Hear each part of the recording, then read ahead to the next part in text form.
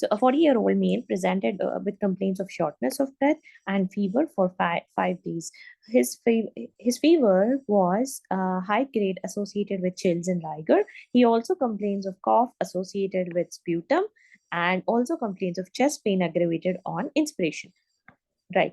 Then he's diabetic on metformin and vildagliptin. He underwent blunt abdominal trauma for which he underwent splenectomy. All right. It's important, and was admitted for 15 days in hospital. His respiratory rate are 32 per minute and blood pressure is 100 by 60. Now pulse rate is 98 per minute. Auscultation showed bronchial breath sounds on the right side. Right. If you see on the chest x-ray, this will be your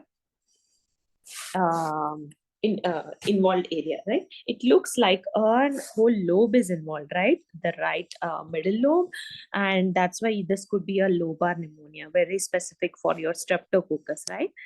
Now, if you see further, his complete blood picture showed total leukocytes of 13,000, hemoglobin is 14, platelets are 2,40,000, his serum urine is 40, serum creatinine is 0.85, random blood sugar is 140. Sputum showed gram-positive diplococci, which is nothing but your streptococcus pneumonia. Which of the following could be the most likely risk factor for the development of lower respiratory tract infection for this patient? Now, if you see, what's the most important point is the splenectomy, right? This patient has undergone a splenectomy procedure. Now, what are the usually why is spleen important? Whenever there are encapsulated bacteria,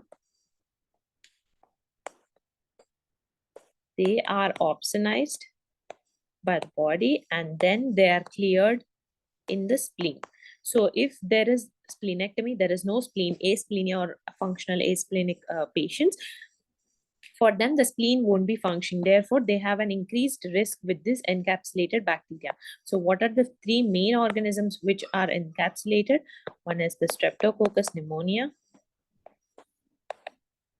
Next is Haemophilus influenza.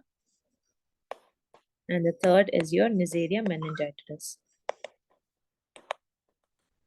Right? So in the sputum, they already gave you gram-positive diplococci. Apart from that, in the chest X-ray also, if you see, there is the lobar pneumonia, right? So that is why your answer is this one. And the most likely risk factor will be your splenectomy, not antibiotic, not prolonged, not diabetes, right?